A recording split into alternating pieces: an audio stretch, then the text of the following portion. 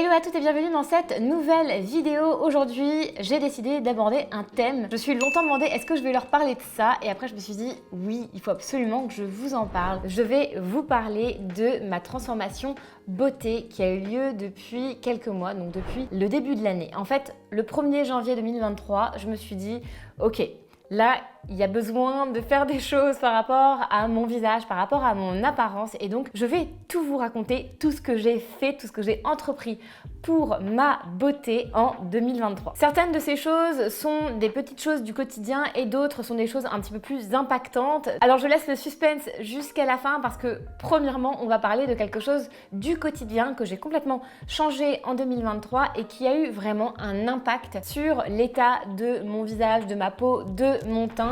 C'est que j'ai changé de routine beauté. Alors vous le savez, si vous me connaissez, je suis assez attachée à la beauté naturelle. Ça fait 10 ans que je creuse le sujet, que j'utilise les huiles végétales, que j'utilise les huiles essentielles, les eaux florales, etc. Je suis très axée sur le naturel. Néanmoins, depuis quelques temps, je remets un petit peu en cause cette approche du naturel puisque j'ai pu voir un petit peu les signes du temps se marquer sur mon visage et je me suis dit ok, c'est peut-être le moment de passer à autre chose et peut-être d'aller vers des actifs qui vont être beaucoup plus ciblés par rapport aux problèmes de peau que je suis en train d'avoir. Donc moi personnellement j'ai plutôt une peau qui est déshydratée et aussi une peau qui est du coup ridée quelque part, qui va vers du coup le vieillissement. Le vieillissement est tout à fait normal, les rides sont tout à fait normales. Néanmoins je pense que c'est quand même important pour moi de prendre ça en charge et d'avancer pour rester dans une forme physique qui me plaît et ça passe aussi par la beauté du visage. Pour moi c'est hyper important,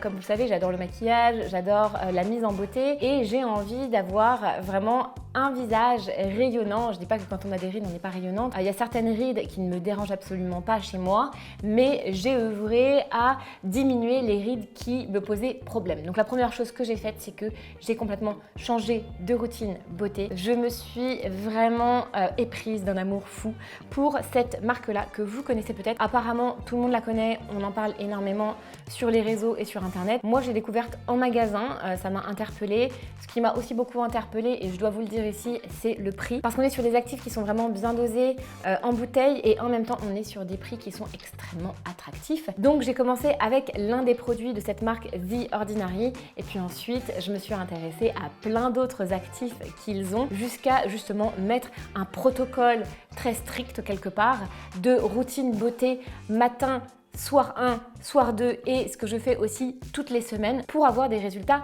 concrets. Depuis quelques mois maintenant, je peux dire que cette routine, elle me convient parfaitement bien, que j'ai vu des résultats concrets sur mon visage. Donc je suis vraiment contente d'avoir complètement changé ma routine beauté. Alors si vous connaissez cette marque, vous savez que c'est une marque qui commercialise beaucoup de produits avec beaucoup d'actifs vedettes. Par exemple l'acide hyaluronique, par exemple la vitamine C, mais aussi les huiles végétales, etc. Bon. On va pas se le cacher, c'est hyper compliqué. On a l'impression d'avoir besoin d'un bac+5 pour comprendre ce qui se passe dans cette marque et pour comprendre comment mélanger les actifs les uns avec les autres. On sait pas quel produit mettre d'abord, quel produit mettre ensuite. Et ce que j'ai mis au point aujourd'hui, moi, c'est un protocole anti-âge pour peau déshydratée grâce à la marque The Ordinary. Donc, il y a beaucoup de produits qui rentrent en jeu. Néanmoins, comme je le vous disais, les produits sont très accessibles. Donc, c'est vraiment, on n'a pas besoin de beaucoup d'argent pour mettre un protocole en place. Et donc, j'ai une routine le matin. J'ai une routine le soir 1 qui est plutôt sur l'hydratation et je vais avoir une deuxième routine le soir 2 qui va être plutôt sur des actions anti-âge. Et aussi, j'ai un protocole par semaine et je vous en parlerai un petit peu tout à l'heure, mais je ne vais pas pouvoir tout vous décrire aujourd'hui. Donc, ce que j'ai pensé à vous faire, c'est vous mettre ce protocole anti-âge pour peau à tendance un petit peu déshydratée, juste en dessous ici dans une fiche pratique. Comme ça, si vous avez la même peau que moi, vous aurez les liens des produits que vous pouvez acheter et vous aurez exactement mon protocole de ce que j'applique puisque j'effectue la méthode du millefeuille. Ça veut dire que je vais mettre parfois plusieurs sérums, ensuite une crème et parfois aussi une huile.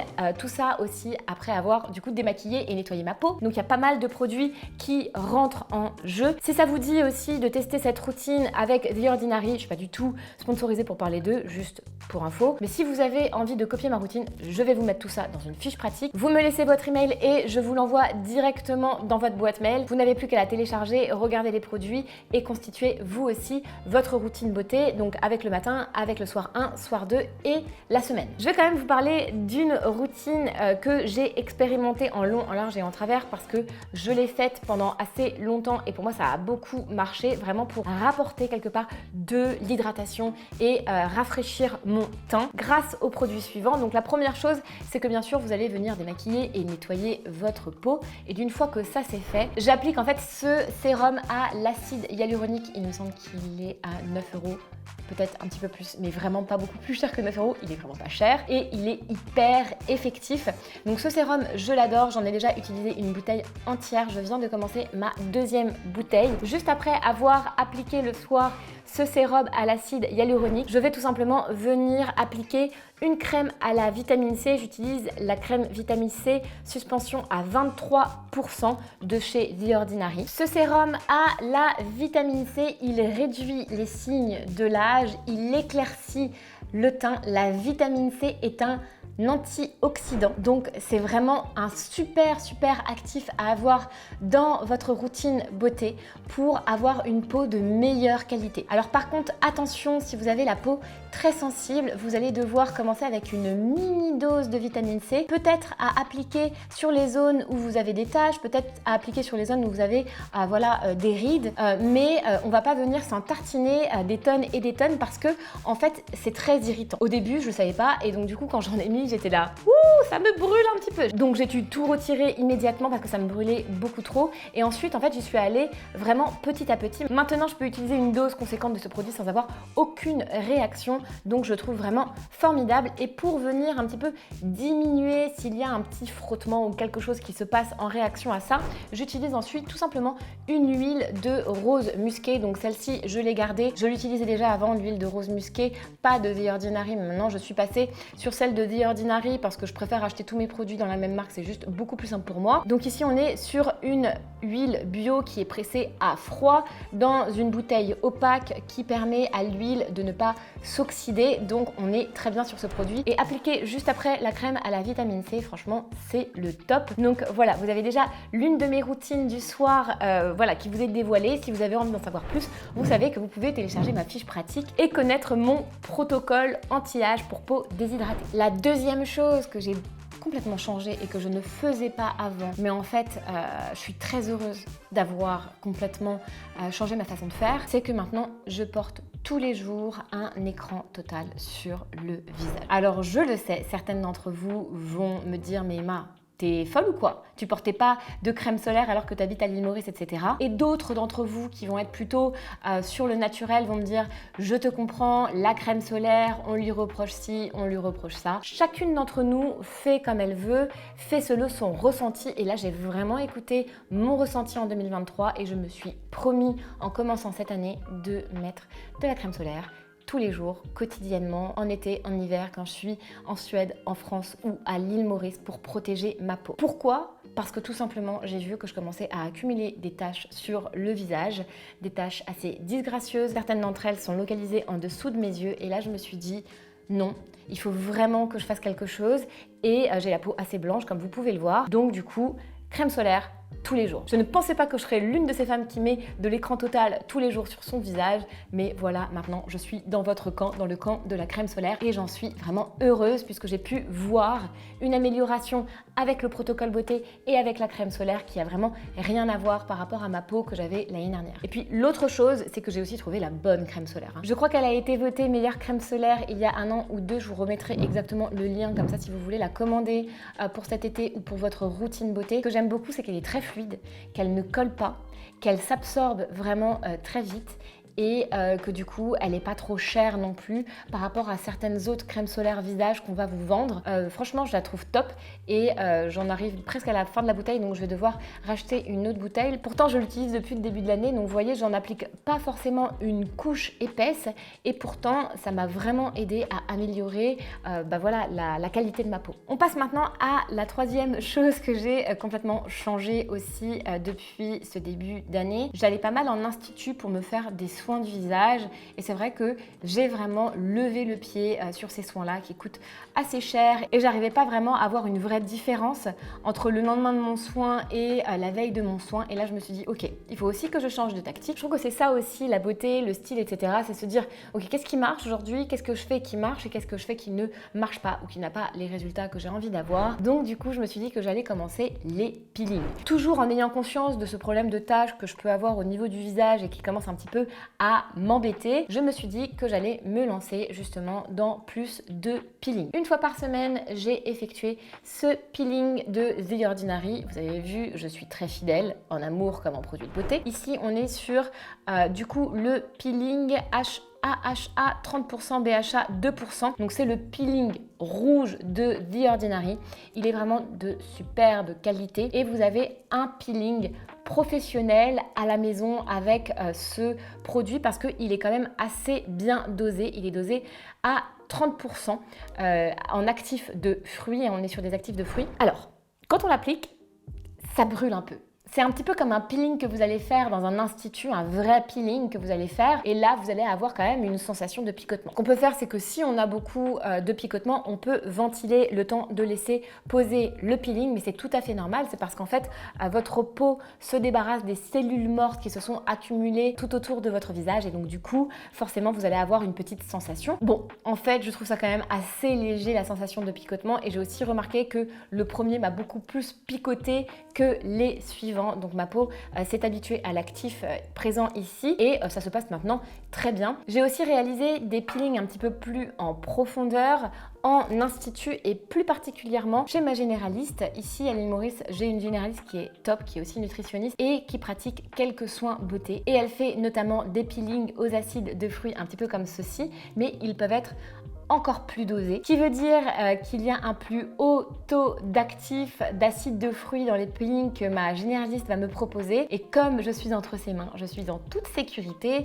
elle le fait extrêmement bien et donc je pense que je vais continuer cette année à faire plus de peelings, à diminuer les soins de visage pour les remplacer par des peelings parce que je trouve que ma peau du coup voilà, est plus lumineuse, elle est plus fraîche, j'ai moins ce problème de taches qui était assez accentué en début d'année, donc je suis très heureuse de cette solution. La quatrième action que j'ai entreprise, et vous l'avez peut-être vu aussi sur les réseaux sociaux, d'ailleurs si vous ne me suivez pas sur Instagram, je vous invite à venir me rejoindre. Je vous y partage plein de conseils et aussi un petit peu de mon quotidien. J'ai entrepris de me faire du coup microblader, je sais pas si ça se dit, j'ai fait un microblading au niveau des sourcils. Je vous avais tourné une vidéo dans laquelle je vous parlais de maquillage il n'y a pas très longtemps et dans laquelle justement je vous disais que je n'irai jamais me faire tatouer les sourcils parce que déjà je ne connaissais personne qui pouvait prendre cela en charge et aussi parce que j'avais peur du résultat parce que si vous vous baladez un petit peu sur la toile et que vous voyez le nombre de personnes et peut-être même dans votre entourage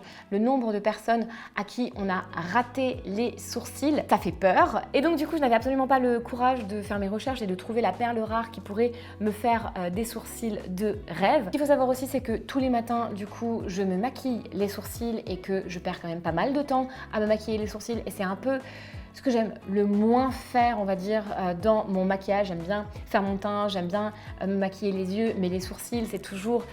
Voilà, ça prend du temps, il faut que ce soit à peu près symétrique, etc. Donc c'était plus une prise de tête qu'autre chose. Et du coup, j'ai décidé de passer à l'action, tout ça en ayant une conversation avec ma cousine. Vous avez peut-être vu l'interview que j'ai fait avec ma cousine qui est coiffeuse, qui nous a donné plein de bonnes astuces dans une vidéo que je vous avais publiée il n'y a pas longtemps. Et en regardant ses sourcils, je lui ai dit... Qu'est-ce que tu fais à tes sourcils? Et là, elle me dit, bah mon autre cousine, c'est pas une blague, hein, son autre cousine de l'autre côté. Du coup, moi, je suis de côté de son père, là, c'est du côté de sa mère. Son autre cousine a un studio à Paris, elle a même plusieurs studios à Paris qu'elle a ouvert et dans lequel, du coup, elle va faire le micro-shading, le micro-blading et plein d'autres prestations. Donc, je pense qu'à la base, elle est tatoueuse, mais je suis pas sûre. Je sais qu'elle fait aussi des tatouages, qu'il y a aussi des piercings, etc. Et quand j'ai vu le résultat sur ma cousine, je me suis dit, je pense que je vais prendre rendez-vous. Donc, voilà, je l'aurais sûrement pas fait si j'avais pas vu ce résultat-là, si j'avais pas eu ce contact-là. Néanmoins, maintenant, je suis assez heureuse de pouvoir vous conseiller quelqu'un en qui j'ai confiance et qui a réalisé un superbe microblading sur moi. Donc, le microblading, c'est quoi? C'est en fait un tatouage poil à poil comme ça du sourcil. Donc, en fait, au début, elle vous les trace au crayon pour que vous ayez un aperçu de ce que ça va donner. Elle vous épile et elle vous les trace au crayon. Et au début, j'étais là... oula, je suis pas sûre de vouloir rester comme ça pendant 5 ans, de plus jamais avoir mes tout fins petits sourcils quand je suis en pyjama, etc. Et j'ai pris mon courage à deux mains, elle a su me rassurer, j'y suis allée, elle l'a fait, elle a exécuté ça à la perfection. Au début, le premier jour, c'était un petit peu foncé, je vous montre la photo ici, et ça s'est vite éclairci. Je dois faire une retouche en juillet, donc là j'ai quand même hâte de faire ma retouche parce que j'ai vu que ça s'était pas mal éclairci à certains endroits et j'aurais aimé un effet un petit peu plus foncé, mais elle m'a dit que du coup ça se faisait avec une retouche. Et en ce qui concerne les retouches, ça peut avoir lieu entre tous les 1 an et tous les 3 ans, voire tous les 4 ans pour certaines de ses clientes, comme elle me disait. Et il faut savoir que aussi le microblading, ça reste quand même assez présent sur votre visage pendant 5 ans. Je suis hyper heureuse d'avoir pu aujourd'hui faire un microblading qui a été réussi avec la bonne personne. Je vous mettrai du coup le contact de Amélie, elle s'appelle Amélie et elle a 2 studios avec du staff hyper professionnel qui vous accompagne si vous avez envie vous aussi de faire vos sourcils avec des pros. Je vous mets les contacts juste dans la barre en bio. Pareil, je suis pas sponsorisée pour parler d'elle, c'est juste parce que c'est un bon contact et que je préfère vous donner mes contacts qui pour moi ont de la valeur plutôt que vous ayez n'importe où et que vous ayez des sourcils qui sont ratés parce que pareil, quand on a un sourcil raté et qu'il est tatoué, ça reste aussi 5 ans. Dites-moi dans les commentaires si vous aussi vous avez fait du microblading, dites-moi dans les commentaires comment est-ce que ça a évolué pour vous, est-ce que vous regrettez, est-ce que vous êtes contente, est-ce que vous avez les bons contacts. On peut aussi partager nos contacts en dehors de Paris dans les commentaires juste ici, ça peut aider certaines d'entre nous qui cherchons de bons professionnels. Donc si vous avez des bons contacts, n'hésitez pas aussi à les mettre dans les commentaires. La 5e et dernière chose que j'ai faite pour améliorer voilà, mes rides et pour faire disparaître certaines de mes rides, c'est que j'ai fait du botox ici au niveau de mon front. Alors ce qu'il faut savoir, c'est que à la base je n'avais pas le front marqué, mais je pense que comme je n'ai pas mis de la crème solaire pendant assez longtemps et que en plus j'ai des rides d'expression et des rides d'étonnement, même quand je souris, j'avais vraiment des rides sur le front et qu'en plus je me voyais 2 fois par semaine pour vous faire ces petites vidéos que je check quand Adrien me les a montées, je me disais ouh là là là là là là là là, là le front ça va plus du tout. Je finissais par ne voir plus que ça et je me suis dit bon, il faut que je fasse quelque chose. Et en fait là ça a été vraiment un petit peu un hasard aussi. Il se trouve que la médecin généraliste que j'ai ici à l'île Maurice dont je vous ai parlé tout à l'heure, et je mettrai aussi son contact pour celles qui viennent à Maurice ou qui sont à Maurice si vous voulez prendre rendez-vous avec elle, elle est absolument géniale. C'est notre médecin de famille en fait, c'est le médecin de mes enfants. Et elle est top. Et quand j'ai su qu'elle faisait des peelings, je savais aussi qu'elle faisait un petit peu d'esthétique. Je lui en ai parlé, je lui ai dit voilà Karen, ça me gêne. J'aurais envie d'avoir un effet un petit peu plus lisse. Je trouve que c'est trop marqué. Ici avec le soleil, ça marque encore plus. Et qu'est-ce que tu peux me proposer? Et là, elle m'a dit franchement, le Botox, c'est le top. On n'a pas besoin d'injecter beaucoup. Ça reste pas. Au bout de 3 mois, 3-4 mois, tout part. Et donc du coup, tu auras un effet immédiat et ce sera pas non plus trop flagrant, etc. J'ai hésité pendant de longs mois. J'ai hésité. Je savais pas si je devais le faire ou non. Et puis à un moment, je me suis décidée parce que je voyais que c'était de plus en plus marqué. Et je me suis dit bon, je vais essayer, je vais tenter, je vais voir ce que ça donne. Et franchement, j'ai aucune honte à dire que je fais du Botox, il n'y a aucun souci.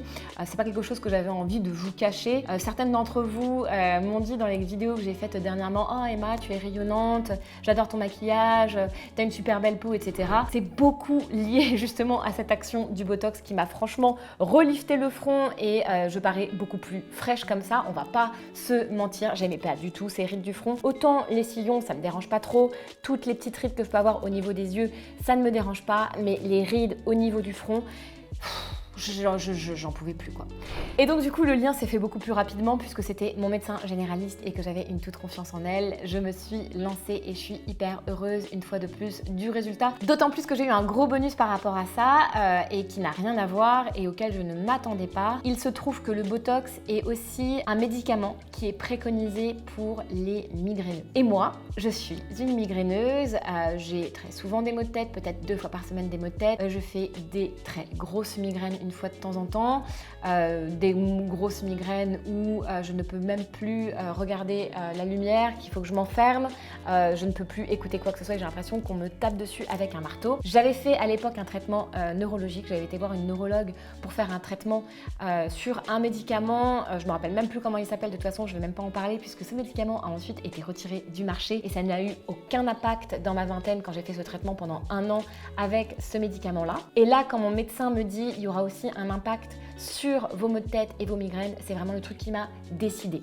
Donc il faut savoir qu'on injecte ici le Botox pour les migraines et qu'on peut en injecter aussi au niveau des cervicales. Je ne l'ai pas encore fait, mais je vais le faire. Il n'y a aucune propriété esthétique à se faire injecter du Botox au niveau des cervicales, mais ça va venir figer le muscle et ça va venir figer cette partie pour moins ressentir la douleur. Et donc depuis que je me suis fait injecter le Botox ici, j'ai pu ressentir des maux de tête mais qui étaient plus localisés au niveau de mes cervicales et en haut de ma tête, et je ressens beaucoup moins la douleur ici. Je suis assez contente parce que du coup ça me permet de prendre moins d'anti-inflammatoires. Ça me permet aussi de pouvoir mieux gérer la douleur des migraines. Pour les migraineuses ici, vous le savez, c'est quand même terrible. C'est l'une des douleurs les plus fortes qu'on peut expérimenter. Et pourtant, j'ai accouché sans péridurale, mais je peux dire qu'une migraine, c'est presque pire qu'un accouchement sans péridurale. Je trouve que c'est une douleur atroce. Donc je suis vraiment heureuse aujourd'hui d'avoir une solution concrète. Je vous tiendrai au courant par rapport aux injections que je vais faire au niveau du haut de la tête ici et au niveau des cervicales, parce que c'est vraiment une zone de douleur pour moi. D'ailleurs là, quand j'appuie, j'ai déjà mal. Et donc je vous donnerai un suivi là-dessus pour vous parler de mon évolution, etc. Alors j'espère que cette vidéo vous aura plu. J'ai été complètement transparente dans cette vidéo. Beaucoup de femmes se font injecter toutes sortes de choses sans jamais vraiment en parler. C'est là que je l'ai compris aussi quand j'ai commencé à faire le Botox, parce que je me suis renseignée sur certaines de mes amies, je leur demandais est-ce que toi t'as déjà essayé, et tout le monde me disait bah oui, bah moi j'en fais. Ah bon, bah je savais pas, ça se voit pas en plus. Bah non, c'est normal que ça se voit pas, le but c'est que ce soit naturel. Donc beaucoup de femmes le font, beaucoup de femmes le pratiquent, mais personne n'en parle. Je trouve que c'est quand même important de parler de ces choses-là, surtout que vous le savez ici, moi je suis vraiment là pour vous aider, pour vous apporter le meilleur de tout ce que voilà, j'expérimente au quotidien, que ce soit sur les soins, sur le style et même maintenant sur l'esthétique. Donc n'hésitez pas à me dire ce que vous en pensez. Et puis pour ma part, je vous retrouve très vite dans une nouvelle vidéo.